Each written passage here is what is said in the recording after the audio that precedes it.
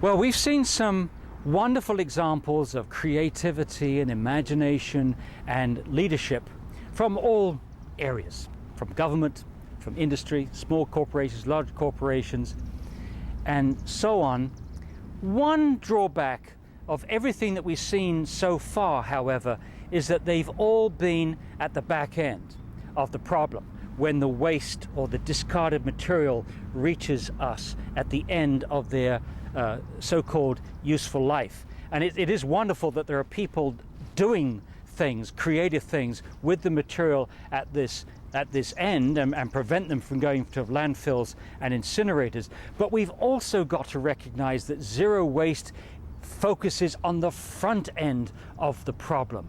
We've got to have better industrial design at the front end, not just as good design to deal with the discards at the end, but trying to reduce the number of discards, the amount of discarded material that we have.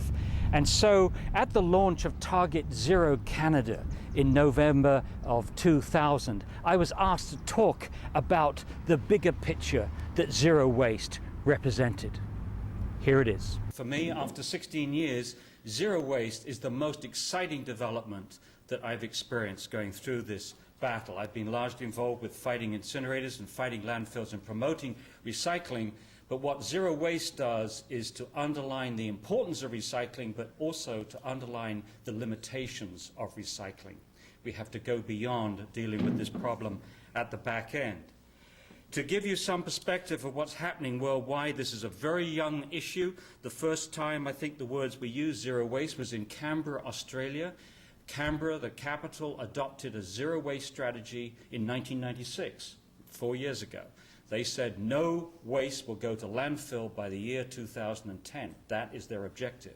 If you look at the design of their landfill, it looks more like an airport than your traditional landfill. It's the government owns the infrastructure, and the idea is you franchise this out to the different industrial interests that can use those resources, either in simple mom-and-pop operations to reuse objects or to take those materials and recycle them, compost them. Some of the key organizers from Canberra went to New Zealand, thinking that they could make New Zealand the first zero-waste country. Now they have 38% of the municipalities have adopted zero waste by the year 2015. The Californians are not going to be left out. 2 counties in California, Del Norte and Santa Cruz, have adopted zero-waste strategies. But even more exciting from California is the same kind of news that Jed has talked about in the beer shop. What's it called? Beer? The beer store. That's it. That's it. Same kind of thing in California. We have companies like Hewlett-Packard, which are getting over 90% reduction in their own waste stream. Fetzer breweries, again, 93%, I think.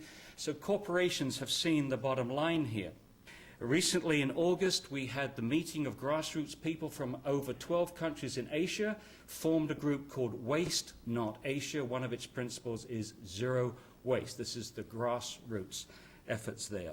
Again, largely stimulated by fighting incinerators in Asia. Next week I go to South Africa, where we will be forming a worldwide group called Gaia, Global Alliance for Incinerator Alternatives. And again, that plank, well, one of the planks will certainly be zero waste.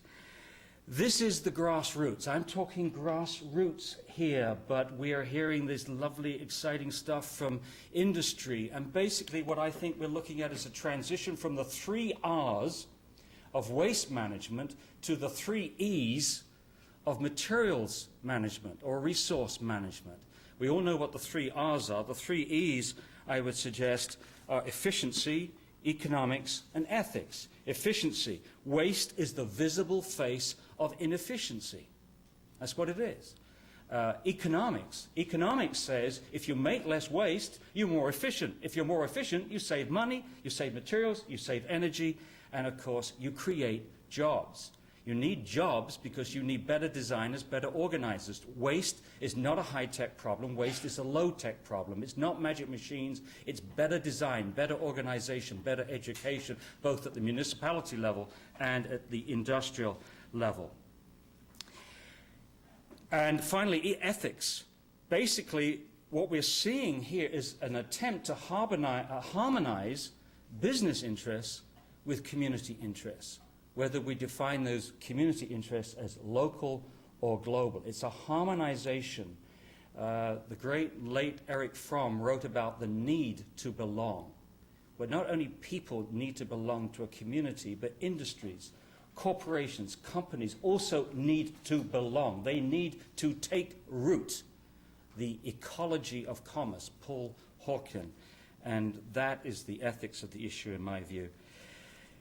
As far as the grassroots is concerned, basically the Blue Box program with all its limitations showed everybody that the people were not the problem. We will take responsibility, the fourth R that's very seldom mentioned. We will take responsibility. Give us a box, give us one box, give us two boxes, give us three boxes. We will do what is needed. We will separate. We will separate the recyclables, we will separate the compostables, we will separate the toxics. We will do it. We were told in America we wouldn't do it, but we've done it. More people recycle in America than vote.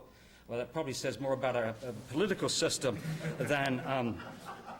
But basically, there's a limit to what we can do at the back end of the problem. And what more and more communities are saying, if we can't reuse it, if we can't recycle it, if we can't compost it, you guys shouldn't be making it.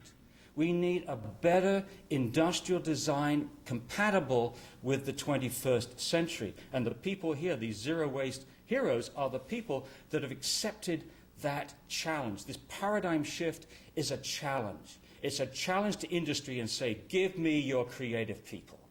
Give me your people that can come up with elegant solutions. Give me your geniuses. Give me your people that are prepared to work at this issue at the front end. And as one of those other geniuses said, Einstein, a clever person solves a problem. A wise person avoids it. That's what we're talking about here. Thank you.